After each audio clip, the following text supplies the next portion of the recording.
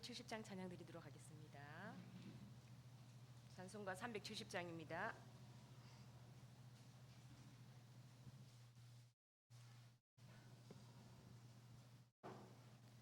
주 안에 있는 나에게 딴 근심이 있으랴 십자가 밑에 나가 내 짐을 풀었네. 주님을 찬송하면서 할렐루야 할렐루야 내 앞길 멀고 험해도 나 주님만 따라가리. 그 두려움이 변하여 내 기도 되었고 전날의 한숨 변하여 내 노래 되었네.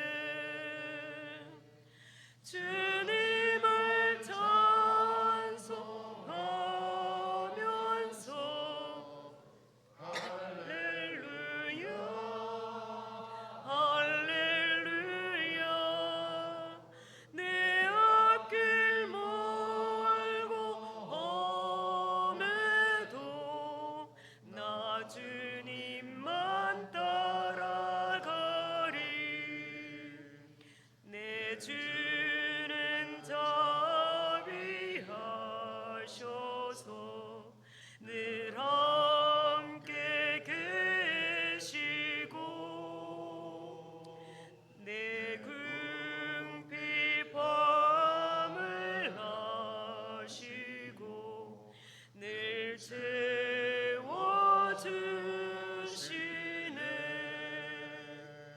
주님을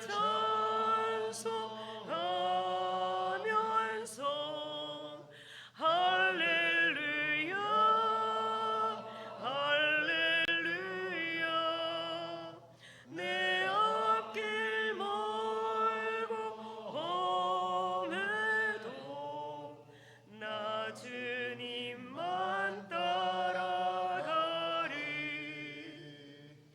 내 주와 맺은 언약은 영불변하시니 그 나라 가기까지는 늘 보호하시네. 주님을 찬송하면서 할렐루야 할렐루야 내 앞길 멀고 험해도 나 주님만 따라가리. 아멘. 사도신경으로 신앙 고백 드리도록 하겠습니다. 나는 전능하신 아버지 하나님 전지의 창조주를 믿습니다. 나는 그의 유일하신 아들 우리 주 예수 그리스도를 믿습니다.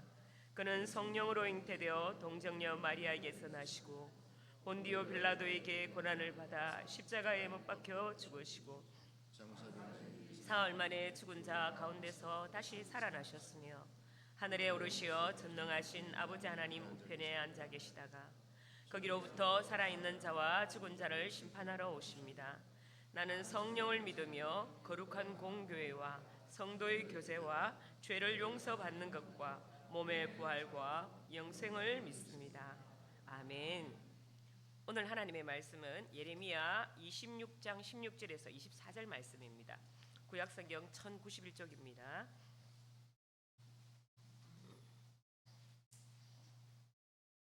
예레미야 26장 16절에서 24절 말씀입니다. 한 절씩 교독하도록 하겠습니다.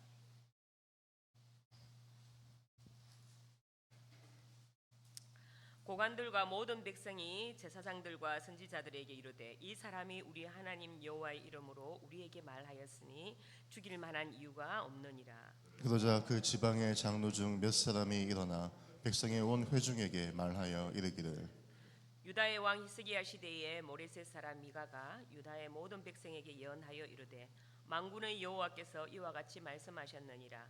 시온은 밭같이 경작지가 될 것이며 예루살렘은 돌무더기가 되며 이 성전에 사는 산당의 숲과 같이 되리라 하였으나 유다의 왕 히스기야와 모든 유다가 그를 죽였느냐.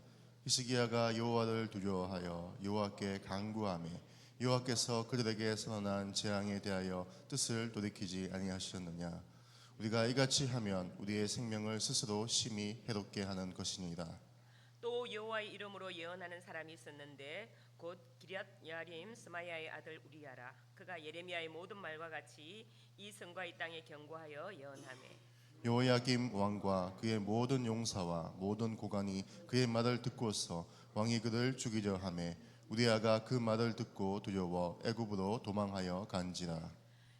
여호와김 왕이 사람을 애굽으로 보내되 곧 악보르의 아들 엘라단과 몇 사람을 함께 애굽으로 보냈더니 그들이 우리야를 애굽에서 연행하여 여호야김 왕에게로 그를 데려오매 왕이 칼로 그를 죽이고 그의 시체를 평민의 묘지에 던지게 하니라. 같이 읽겠습니다. 사반의 아들 아이감의 손이 예레미야를 도와주어 그를 백성의 손에 내어주지 아니하여 죽이지 못하게 하니라. 아멘. 예레미야서는 요시야 왕 때부터 예루살렘 함락 직후까지를 시대적인 배경으로 이렇게 하고 있습니다. 예레미야가 요시야 왕 13년에 사역을 시작하여서 유다가 바벨론에 멸망하기까지 약 40년간 이렇게 사역을 하게 됩니다. 1장은 예레미야의 선지자의 소명에 이어서 2장에서 25장까지는 왜 유다 백성들이 나라가 망하는 지경까지 갈 수밖에 없었는지를 설명을 하고 있고요. 그 원인과 결과에 대해서 증거하고 있습니다. 또 26장과 45장까지에는 예루살렘 함락 전후와 바빌론 포로 전후에 있었던 여러 일들에 대해서 증거하고 있습니다. 그리고 오늘 26장 사건은 예레미야가 사역한 지 약 23년 정도 지나서 일어난 사건입니다. 26장 1절에서 유다 왕 요시야의 아들 요아김이 다스리기 시작한 때로 이렇게 시작되는데 유다의 18대 임금이었던 요아김의 왕으로 오른 해에 있었던 일입니다. 예레미야가 성전뜰에서 하나님의 말씀을 전하다가 재판에 회부되어서 죽임을 당할 뻔한 사건입니다. 이 당시 유다는 예굽을 의지하고 있었어요. 겉모습만 보면 안보상 아무런 문제가 없었을 때였습니다. 애굽이 당시 유다를 지켜주고 있었기 때문인데요. 그런데 예레미야가 등장하면서부터 지난 20년간 줄기차게 예레미야가 유다의 패망을 선언하고 있습니다. 그래서 사람들은 다 황당하다고 생각을 했었죠. 강력한 애굽이 우리의 후견인인데 왜 우리가 망한단 말인가 라고 이렇게 생각을 했던 거죠. 이게 당시 모든 사람의 판단과 생각이었습니다. 그래서 예레미야는 사회의 혼란에 빠뜨리는 반역자로 이렇게 낙인이 찍히게 된 것이죠. 어느 날 예레미야에게 하나님의 강력한 말씀이 임합니다. 성전뜰에 서서 성전에 와서 예배하는 모든 자에게 전하되 한마디도 가감하지 말고 이렇게 말씀을 전하라고 합니다. 그래서 예레미야가 그대로 하나님의 주신 말씀을 선포하게 됩니다. 예레미야 선지자가 전하는 메시지를 듣고 곧 유다 백성들이 악한 길에서 돌아오면 하나님께서는 내리려던 그 재앙을 돌이키겠다고 이렇게 말씀을 하시죠. 그런데 유다 백성들이 악한 길에서 돌아와야 하는데 말씀해 보면 각각이라고 하는 단어가 있습니다. 신앙은 공동체성이 강하지만 그러나 그 공동체는 각각의 연합입니다. 하나님께서는 우리를 전체적으로 보시지만 개개인으로 구별하시고 주목하십니다. 가족들이 주님을 신실하게 잘 믿어서 주님을 믿지 않는 내가 덤으로 구원을 받는 일이 없듯이 하나님께 돌아가는 것도 공동체적으로 해야 하지만 그것은 각각의 연합이라고 할 수가 있습니다. 그런데 예레미야 선지자가 이 말씀을 전하는 장소가 굉장히 중요한데요. 성전뜰이라고 이렇게 합니다. 유다 백성들이 성전을 찾는 것은 제사를 통해서 죄를 용서받고 또 이전의 잘못된 삶을 돌이키며 하나님과의 관계를 새롭게 하기 위함입니다. 그런데 하나님께서는 이 예레미야의 선지자에게 그 성전에 온 사람들에게 악한 길에서 돌아오도록 말씀을 전하라고 이렇게 말씀을 하십니다. 유다 백성들이 잘못된 삶을 돌이키지 않고 제사 지상주의, 또 제사를 드리기만 하면 하나님께서 죄를 용서해 주실 것이기 때문에 자신의 삶을 고치지 않아도 상관없고, 성전 지상주의, 성전 올라가기만 하면 하나님께서는 무조건 좋아하시고 무조건 복을 내려주신다는 생각에 빠져 있었던 것입니다. 그래서 예수님께서도 성전에 올라가서 내 집은 기도하는 집이라 일컬음을 받으리라 하였거늘 너희는 강도의 소굴을 만들었도다 이렇게 분노하시고 말씀하시죠. 백성들이 하나님의 말씀에 불순종하면 하나님은 성전마저도 이렇게 버리십니다. 지금 예루살렘에 성전이 있고 성지가 있었는데 하나님이 예레미야를 통해서 그 성전들에서 너희가 불순종하면 이 예루살렘도 과거 실로처럼 되게 하겠다는 것입니다. 세계 모든 민족의 저주거리가 되겠다고 이렇게 말씀을 하시죠. 자, 이 소리를 듣고 있던 제사장과 선지자들이 발끈해서 예레미야를 붙잡아 죽이려고 합니다. 그러자 예레미야는 14절 말씀에 보면 보라 나는 너희 손에 있으니 너희 의견에 좋은 대로 옳을 대로 하려니와 나를 죽이든지 살리든지 의견이 좋은 대로 옳다고 생각하는 대로 하라는 것은 사사시대의 특징인 소견에 옳은 대로 행하였더라라는 같은 표현이기도 합니다. 자, 그리고 예레미야 선지자는 다시 강조해서 말을 합니다. 나를 죽인다면 예루살렘은 무죄한 사람을 죽이는 것이고 분명히 말씀드리는 것은 나를 보내어 말씀을 전하게 하시는 분은 하나님이시다라고 이렇게 전하게 됩니다. 예레미야는 이처럼 자신을 죽이려 한 자들이 그들 자신만이 아니라 그들이 속한 공동체, 그들의 성읍, 그들의 삶의 터전까지도 무고한 피를 흘린 죄 아래 놓이게 될 것이라고 이렇게 경고하고 있습니다. 이러한 사실은 죄가 얼마나 위험한 것인지 또 불의가 그것을 행하는 자만 아니라 그 공동체까지 저주 아래 떨어지게 한다는 것을 깨닫게 하는 그런 말씀이지요. 예레미야 선지자의 담대한 그리고 정직한 말에 마음이 움직이는 사람들이 있었습니다. 오늘 본문 16절에 고관들과 모든 백성이 제사장과 또 선지자들에게 이 사람에게 사형 선고를 내릴 만한 죄가 없다라고 이렇게 말을 합니다. 17절과 19절 말씀에는 백성들의 장로 중 몇 사람이 예레미야가 예루살렘 성과 성전을 파멸을 예언하였다는 이유로 죽이는 것이 부당함을 변론하는 내용입니다. 오늘 말씀 18절과 19절을 함께 한번 읽어보도록 하겠습니다. 자, 같이 읽겠습니다. 시작. 유다의 왕 히스기야 시대에 모레셋 사람 미가가 유다의 모든 백성에게 예언하여 이르되 만군의 여호와께서 이와 같이 말씀하셨느니라. 시온은 바깥이 경작지가 될 것이며 예루살렘은 돌무더기가 되며 이 성전에 사는 산당의 숲과 같이 되리라 하였으나 유다의 왕 히스기야와 모든 유다가 그를 죽였느냐. 히스기야가 여호와를 두려워하여 여호와께 간구하매 여호와께서 그들에게 선언한 재앙에 대하여 뜻을 돌이키지 아니하셨느냐. 우리가 이같이 하면 우리의 생명을 스스로 심히 해롭게 하는 것이니라. 아멘. 예레미야 선지자와 미가 선지자의 시대는 약 100년의 간격이 있습니다. 미가는 이사야와 동시대에 활동했던 선지자인데요. 미가가 선지자 활동을 할 때는 히스기야 왕이 다스릴 때입니다. 히스기야는 선한 왕이었지만 그의 통치 초기 아버지 아하스 왕의 악함의 그 결과로 인해 가지고 신앙적으로 또 도덕적으로 매우 타락한 상태에 있었습니다.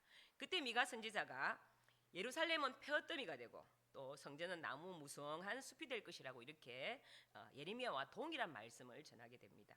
그때 히스기야 왕과 유다 백성들이 미가 선지자를 죽이기는커녕 하나님을 두려워하며 기도함으로 하나님의 뜻을 돌이키겠다고 이렇게 말을 합니다.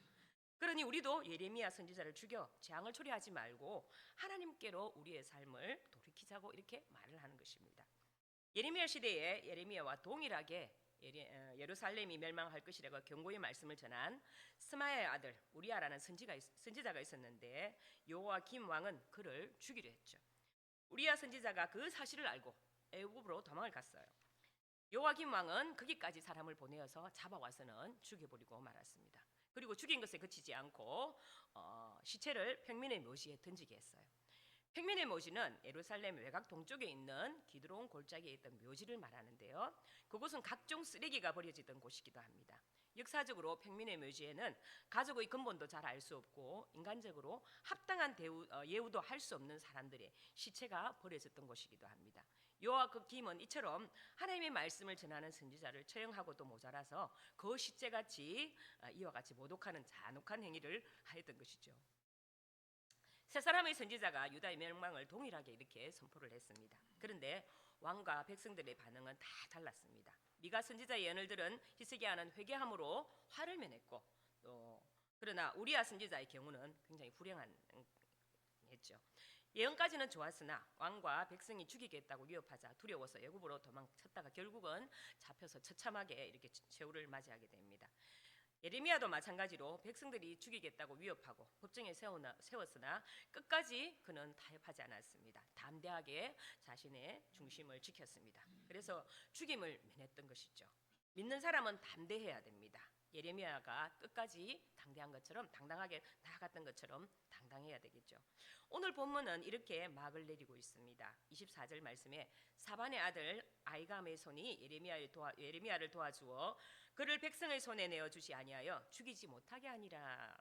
사반의 아들 아이감은 요시야 왕 때에 서기관을 지내며 요시야 왕의 개혁 정책을 지지하였던 인물로서 신앙적으로 매우 신실한 인물이었습니다. 물론 사반으로 인해서 예레미야가 목숨을 건졌지만 분명 하나님의 섭리와 강권적인 확실한 은혜가 아니고서는 불가능했을 것입니다.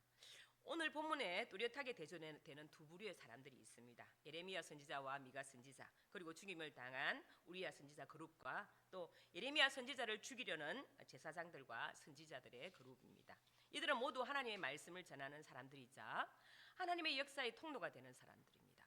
그럼에도 앞에 사람들은 하나님께 받은 말씀으로 진리의 띠를 띠고 말씀의 등불이 들고 있는 사람들이라면 뒤에 사람들은 눈에 보이는 것들과 자신들의 기득권을 띠를 띠고 있는 것이죠. 또 뚜렷하게 대조되는 이 두 부류는 미가 선지자의 말씀을 듣고 회개한 히스기야 왕과 그 당시의 유다 백성들과 예레미야 말씀을 듣고 그를 죽이려 하고 또 우리야 선지자를 죽인 여호와김 왕과 그 당시의 유다 백성들입니다. 이처럼 확연한 대조를 이루는 사람들의 태도를 보여줌으로써 성경은 언연중에 우리에게 이렇게 말씀하고 있다고 할 수가 있습니다. 그렇다면 당신은 이 두 편의 사람 중에 어느 편에 서겠는가? 자, 여러분은 이러한 성경 물음에 어떻게 대답을 하시겠습니까? 또 어떤 삶을 지금 살아가고 계십니까? 아울러 앞으로 어떤 삶을 살기를 원하십니까? 우리가 살아가는 삶의 현장을 우리가 영적 전쟁터라고 이렇게 부릅니다. 그리고 영적 전쟁터에서 전진이 없다면 결국은 언젠가는 퇴보에 이를 수밖에 없음은 분명한 사실입니다. 그래서 성경은 우리로 하여금 단지 악을 가까이 하지 말 것을 말하는 데서 그치지 않고 선한 일에 열심을 내고 또 성령으로 충만함을 받을 것을 이렇게 권고하고 있습니다. 무슨 말씀일까요? 선악이 공존하고 죄악 세력이 득세하는 것 같은 삶의 영적 전쟁터에서 지속적으로 선을 구하고 어려운 싸움을 싸우며 전진하라는 말씀이지요. 그리고 주님께서 가르치신 것처럼 빛으로서 비추는 역할과 소금으로 맛을 내는 역할을 적극적으로 살아내야 한다는 것입니다. 이런 바른 신앙적인 삶, 선을 구하고 옳은 삶을 싸우며 전진하는 축복된 삶을 살아내는 여러분들 되시기를 간절히 주님의 이름으로 축복드립니다. 기도하겠습니다. 하나님, 오늘도 귀한 말씀 주심을 감사합니다. 하나님께 말씀으로 또 살아갔던 사람들과 그 말씀을 또 하나님 대적하며 살아갔던 자들이 있습니다. 하나님, 우리가 어느 편에 서야 할까요? 하나님, 우리는 하나님의 말씀대로 살아야 하는 사명을 가진 자들입니다. 하나님, 우리가 그 말씀을 지켜 행하며 이 땅에서 빛으로서 소금으로서 살아낼 수 있는 믿음의 능력을 다하여 주시옵소서. 오늘도 하나님께 주신 말씀을 붙잡고 하루를 살기를 원합니다. 하루하루 주시는 그 말씀을 주님 부여잡을 때 주님 은혜 내려주시고 삶의 성령의 충만함을 다하셔서 이 말씀을 잘 지켜나가서 주님 뜻대로 살고 주님 기뻐하시는 삶을 살아갈 수 있도록 주여 붙들어 주시옵소서. 오늘 하루도 주님께서 인도하여 주실 줄로 간절히 믿사옵고 우리 주 예수 그리스도 이름으로 기도드립니다. 아멘. 주기도문으로 예배 마치겠습니다. 하늘에 계신 우리 아버지, 아버지의 이름을 거룩하게 하시며 아버지의 나라가 오게 하시며 아버지의 뜻이 하늘에서와 같이 땅에서도 이루어지게 하소서. 오늘 우리에게 일용할 양식을 주시고 우리가 우리에게 잘못한 사람을 용서하여 준 것 같이 우리 죄를 용서하여 주시고 우리를 시험에 빠지지 않게 하시고 악에서 구하소서. 나라와 권능과 영광이 영원히 아버지의 것입니다. 아멘. 자, 오늘의 기도 제목을 말씀드리겠습니다. 선교와 전도를 위해 기도하겠습니다. 우리가 파송한 선교사들과 후원 선교사, 국내 개척교회 및 기관 선교를 위해서 기도해 주시고 그리스도의 사람으로 지역 사회를 섬기며 복음의 능력으로 전도의 사명 감당하는 교회 되게 하소서. 또 우리 교회가 어떠한 상황 가운데서도 선교와 전도 구제하는 구제의 사명을 교회의 사명을 잃지 않도록 기도해 주시고 삼성교회 주위에 있는 아직 예수를 믿지 않는 많은 영혼들이 주께로 돌아올 수 있도록 기도해 주시고 주일학교가 전도사에게도 불이 붙고 학교와 학원 전도가 일어나도록 그리고 여름 사역을 위해서 기도해 주세요. 청년부와 주일학교 모든 부서에서 이번 여름 수련회를 통해서 모든 친구들이 하나님을 인격적으로 만나게 하시고 예수 그리스도를 나의 구주로 고백하는 성령의 역사가 일어나도록 위해서 주여 외치고 한번 기도하겠습니다. 주여